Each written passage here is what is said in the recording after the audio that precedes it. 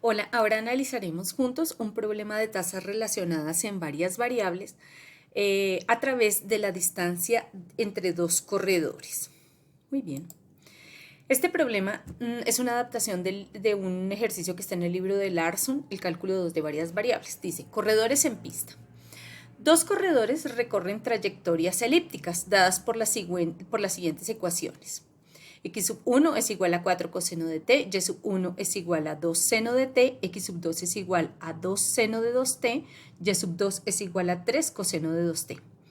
¿A qué velocidad o a qué ritmo cambia la distancia que está medida en metros entre ellos cuando t es igual a pi segundos? Para afrontar este problema utilizaremos la metodología de la modelación matemática descrita en estos 8 pasos que están aquí. Pongo una tarjeta a un video que le puede ayudar a entender o a recordar cada uno de estos pasos para tener todo el panorama completo de la modelación matemática. Muy bien, primer paso. Discusión del problema. Esta parte es fundamental. Si nosotros no entendemos el problema, no lo podemos modelar, no lo podemos entender. Dice que están los dos corredores que van corriendo sobre trayectorias elípticas diferentes. El primer corredor, la posición está en x1, y1, en ese punto. Ese punto tiene primera componente 4 coseno de t y la segunda componente es 2 seno de t. El segundo corredor está en el punto B, con componentes x2, y2, 2 seno de 2t, 3 coseno de 2t. Para acabar de entender el problema, vamos a hacer una simulación en GeoGebra. Por favor, acompáñenme a hacer esto.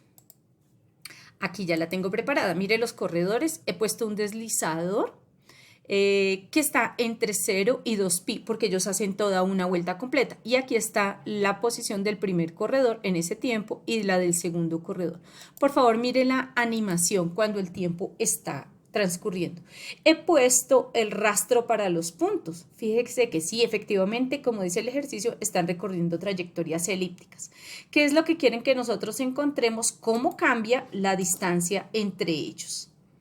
Esa que se llama D mayúscula y que usted ve ahí en verde, pero es la tasa de cambio, no cuánto mide la distancia, sino la tasa de cambio. Entonces, este modelo tiene que pensarlo como un modelo de actor situado. Usted está en la tribuna y los está viendo correr y les está tomando un video. Pero le piden en un momento en particular. ¿Qué momento en particular? Cuando es el tiempo, ahí, es 3,14, miren, 3,1416, ahí. En ese punto es el que usted les tiene que tomar una fotografía y ver cómo es que cambia la distancia con respecto al tiempo. Muy bien, volvamos entonces al ejercicio. Siempre esas gráficas son muy ilustrativas o esas animaciones son muy ilustrativas, esas simulaciones, y le permiten a uno entender el problema completo. Bien, avancemos entonces hacia la modelación. ¿Cuáles son las variables, las incógnitas o los parámetros que están en este problema? Está el tiempo de competencia, que es la variable independiente, y está D, que es la distancia entre los corredores, que sería como la variable dependiente. Pero resulta que cuando armamos las restricciones o limitaciones del problema, es decir, las variables o las ecuaciones, perdón, que agrupan estas variables, notamos que hay unas variables intermedias, que son x1 y y1, que son las, como veíamos, la posición del primer corredor, los puntos en los que está el primer corredor, las coordenadas del punto en el que está el primer corredor, y x2 y y2, las coordenadas del punto en el que está el segundo corredor. O sea que, como veíamos, A queda escrito así y B queda escrito de esta manera. O sea que efectivamente x1, y1, x2, y2 son variables intermedias que relacionan a D con T. La distancia, pues es una distancia euclidiana, eso se calcula entre dos puntos con el teorema de Pitágoras y queda de esta forma. Muy bien, ¿cómo continuamos hacia la modelación? ¿Cuáles son las condiciones técnicas? ¿Cuáles son las condiciones de dominio? Restricciones de dominio para la variable independiente. Como van a hacer toda una sola vuelta, una revolución completa, pues el tiempo está entre 0 y 2pi. Muy bien, ¿con qué método voy a resolver? Pues debe ser con las derivadas parciales y la regla de la cadena, porque hemos notado que la distancia tiene unas variables intermedias, que son x sub 1, y1, x2, y2, y estas a su vez dependen del tiempo. O sea que finalmente d es una función de t. Y entonces yo voy a calcular la derivada de d con respecto a t. Pero para llegar ahí tengo que pasar, como dice este árbol de dependencias, por estas derivadas parciales. Y debo utilizar la regla de la cadena para multiplicar luego por la derivada interna. Entonces, eso haremos. Bien, ¿cómo queda entonces la función de la distancia? Como ya habíamos pensado, con el teorema de Pitágoras. Bien, en el punto en especial en el que nos preguntan cuando t es igual a pi, ese que observábamos, el primer corredor está en el punto menos 4, 0. El segundo corredor está en el punto 0,3, o sea que la distancia entre ellos es 5 metros. Muy bien, ¿qué ocurre entonces cuando nosotros estamos viendo toda la situación? No solamente en este punto específico, sino toda la situación. Entonces, al aplicar la regla de la cadena, lo que estábamos pensando, me queda la derivada de la distancia con respecto al tiempo. Y aquí ejecuto la regla de la cadena según me decía el árbol de las dependencias. Entonces, observemos la primera. Debe ser la derivada parcial de la distancia con respecto a la primera variable intermedia, que es x sub 1, por la derivada interna. Yo recuerdo que x sub 1 depende única y exclusivamente de t, entonces debe ser la derivada total de x sub 1 con respecto a t. De la misma manera razono para todas las otras.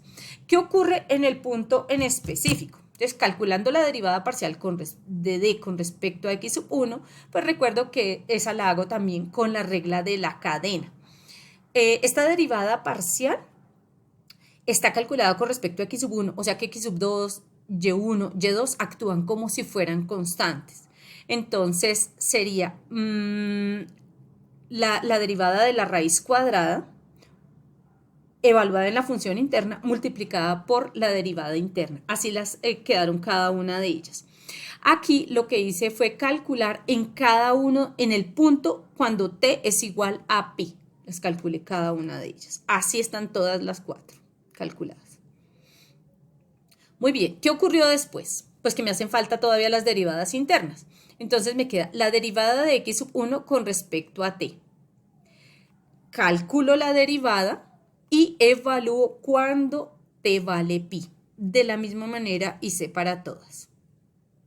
Finalmente, ¿cómo me queda en el momento específico?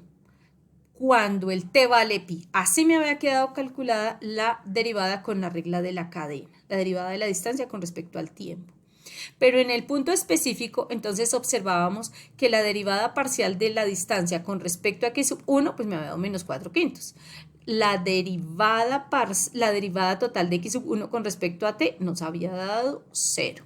La derivada parcial de la distancia con respecto a y1 nos había dado menos 3 quintos. La derivada de y1 con respecto a t nos había dado menos 2. La derivada de la distancia parcial de la distancia con respecto a x sub 2 había dado 4 quintos. La derivada total de x sub 2 con respecto a t había dado 4. La derivada parcial de la distancia con respecto a y2 daba 3 quintos y la derivada de y2 con respecto a t daba 0. Al hacer todas esas operaciones, encontramos que la derivada de la distancia con respecto al tiempo, es decir, cuál es la tasa de cambio de la distancia con respecto al tiempo, nos daba 22 quintos. Y fíjese que la distancia estaba medida en metros y el tiempo en segundos. Entonces, está cambiando de forma positiva, o sea que los corredores se están separando en ese momento. Y entonces la tasa de cambio es 22 quintos medidos en metros por segundo. Muy bien.